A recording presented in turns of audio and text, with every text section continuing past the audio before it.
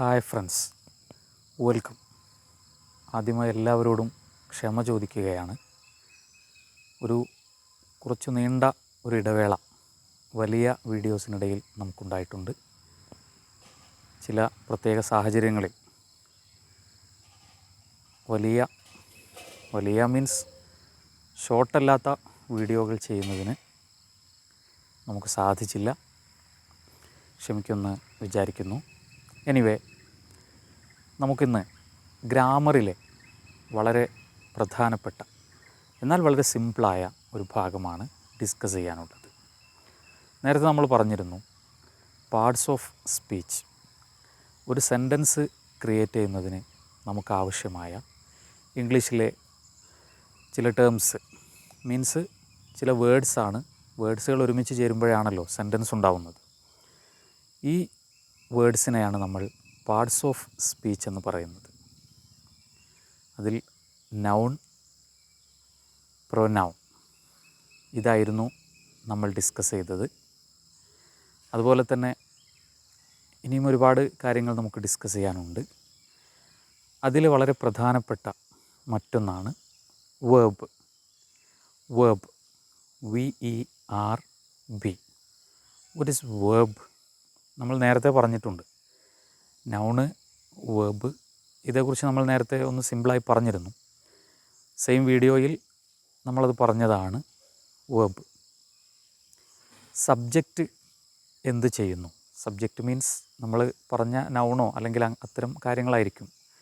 Noun ഫ്രേസോ എന്തെങ്കിലുമൊക്കെ ആയിരിക്കും. ആരാണോ പ്രവൃത്തി ചെയ്യുന്നത്, അതല്ലെങ്കിൽ ആരെക്കുറിച്ചാണോ എന്തിനെക്കുറിച്ചാണോ നമ്മൾ പറയുന്നത്, അതാണ് സബ്ജക്റ്റ്.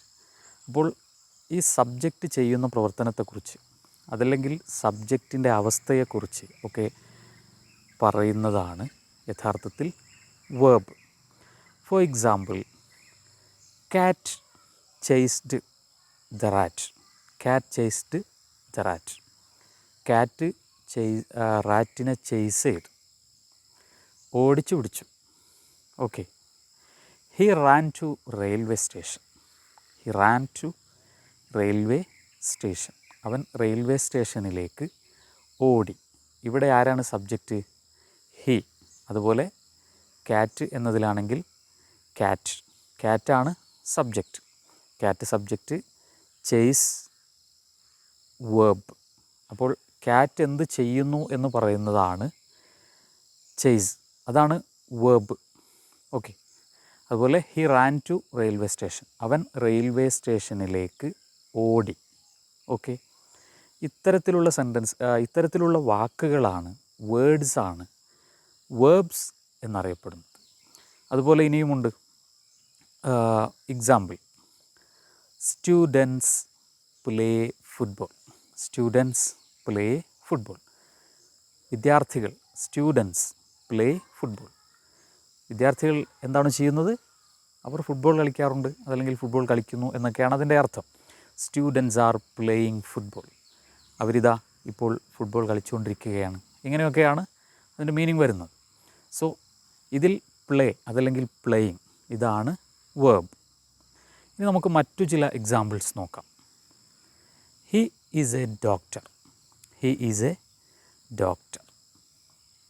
They are students. അദ്ദേഹം ഒരു ഡോക്ടറാണ്, അവർ വിദ്യാർത്ഥികളാണ്. ഇങ്ങനെയൊക്കെ വരുന്ന സെൻറ്റൻസിൽ അവിടെ ഏതാണ് വേർബ്? അവിടെ ഈസ്, അതുപോലെ are. He is a student, അദ്ദേഹം ഒരു വിദ്യാർത്ഥിയാണ്. അതല്ലെങ്കിൽ ഹി ഈസ് എ ഡോക്ടർ, അദ്ദേഹം ഒരു ഡോക്ടറാണ്. അവനൊരു വിദ്യാർത്ഥിയാണ്. ദേ ആർ സ്റ്റുഡൻസ്, അവർ വിദ്യാർത്ഥികളാണ്. ഇങ്ങനെയൊക്കെ പറയുന്നിടത്ത് ഈസ് ഓർ ആർ. അപ്പോൾ അവിടെ എന്താണ് വേർബിൻ്റെ ധർമ്മം, ഫങ്ഷൻ?